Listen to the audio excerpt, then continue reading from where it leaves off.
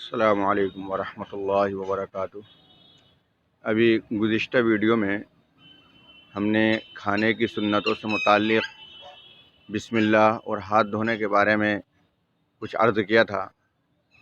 اب اللہ کے رسول صلی اللہ علیہ وسلم کی جو اس میں تاکید ہے وہ یہ ہے کہ ہمیشہ کھانے میں اپنے سامنے سے کھایا جائے، پلیٹ کے بیچ میں ہاتھ نہ ڈالا جائے۔ شروع میں کھاتے کھاتے تو بیچ میں خیر ہاتھ چلا جائے گا، لیکن شروع سے کھانے کے بیچ میں ہاتھ نہ ڈالا جائے، اس لیے کہ کھانے کے بیچ میں، پلیٹ کے بیچ میں اللہ تعالیٰ کی طرف سے برکت نازل ہوتی ہے، تو اس کا اہتمام کیا جائے۔ ہاں، یہ بات الگ ہے کوئی اگر مختلف چیزیں ہیں، کوئی دوسری بھی چیز موجود ہے دسترخوان پر، تو پھر اللہ کے رسول صلی اللہ علیہ وسلم کا بھی معاملہ ایسا تھا کہ کھجور یا کوئی پھل وغیرہ ہوتا تو پھر کسی بھی طرف آپ ہاتھ بڑھا دیا کرتے تھے۔ اس لیے خیال رکھنا چاہیے کہ مختلف چیزیں ہوں تو دسترخوان کے کسی بھی کونے سے اٹھایا جا سکتا ہے، لیکن اگر ایک ہی کھانا ہے تو اپنے سامنے سے کھایا جائے اور پلیٹ کے کنارے سے کھایا جائے، نہ کہ بیچ میں سے کھایا جائے۔ دوسری چیز یہ ہے کہ 3 انگلیوں سے کھانا سنت ہے، ایک تو شہادت والی انگلی، اس کے پاس والی یعنی بیچ والی انگلی اور انگوٹھا، ان 3 انگلیوں سے کھانا سنت ہے۔ پلیٹ کو صاف کرنا بہترین سنتوں میں ہے۔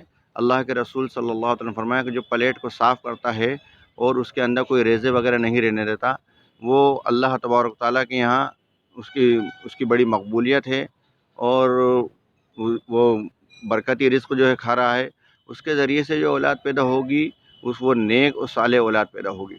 اس کا خیال ہمیں رکھنا چاہیے، اور انگلیوں کو کھانا کھانے کے بعد انگلیوں کو چاٹنا چاہیے۔ اللہ کے رسول صلی اللہ علیہ وسلم کا اس میں طریقہ یہ تھا کہ پہلے آپ بیچ والی انگلی کو چاٹا کرتے تھے، اور اس کے بعد میں شہادت والی انگلی کو چاٹتے تھے، اس کے بعد انگوٹھے کو چاٹتے تھے۔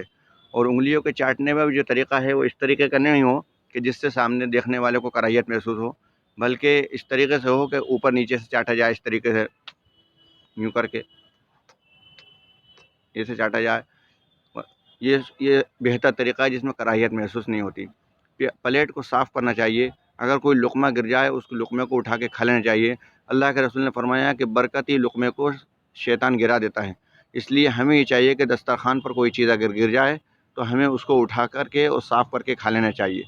کھانا کھانے کے پہلے جب ہاتھ دھوئیں اس وقت تو پوچھیں نہیں، لیکن کھانا کھانے کے بعد جب ہاتھ دھوئیں اور انگلیوں کو چاٹنے کے بعد پھر دھونا چاہیے، پوچھنا چاہیے۔